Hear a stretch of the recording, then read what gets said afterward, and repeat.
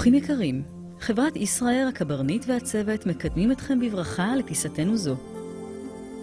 בעוד מספר דקות נמריא אל עבר יעדנו, אך לפני כן נבקש את תשומת לבכם למספר הוראות בטיחות הנוגעות לטיסה זו.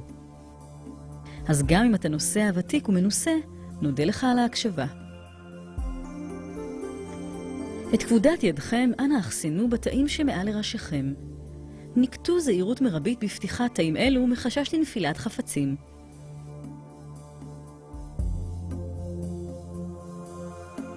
שלטים המורים על איסור העישון והידוק החגורות ממוקמים לכל אורך המטוס.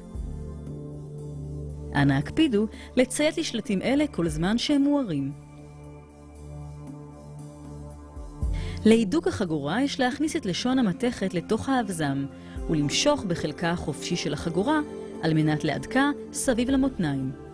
לפתיחת החגורות יש להרים את חלקו העליון של האבזם. אנא ודאו שחגורת המושב מעודקת היטב.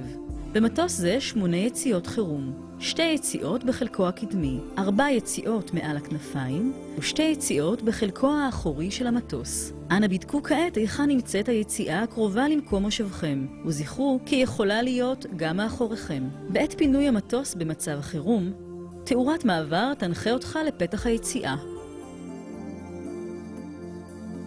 לחץ האוויר בתא הנוסעים מבוסת לנוחיותכם. אם יחול שינוי פתאומי בלחץ האוויר, מסכות חמצן תשתחררנה אוטומטית מתאים הנמצאים מעל לראשיכם. במקרה של נפילת המסכות, משכו את המסכה בחוזקה, הצמידו את המסכה על הפה והאף, העבירו את רצועת הגומי מעל לראשיכם, והדקו את המסכה על ידי משיכת הרצועות משני צידיה. נוסעים בלוויית ילדים, יחסו תחילה את פניהם במסכה ולאחר מכן יעזרו לילדיהם. נשמו בצורה רגילה. אין להסיר את המסכה עד למתן הודעה מפורשת מאחד מאנשי הצוות. חגורת ההצלה נמצאת בנרתיק מתחת לכל מושב ובמחלקת העסקים בין המושבים. אין להוציאה ללא הוראה מפורשת מצוות המטוס. לפתיחת מארז הפלסטיק המכיל את החגורה יש למשוך בלשונית. את רצועות החגורה יש להעביר סביב המותניים ולהדקם. ניפוח החגורה ייעשה רק עם עזיבת המטוס, על ידי משיכה חזקה של הלשוניות האדומות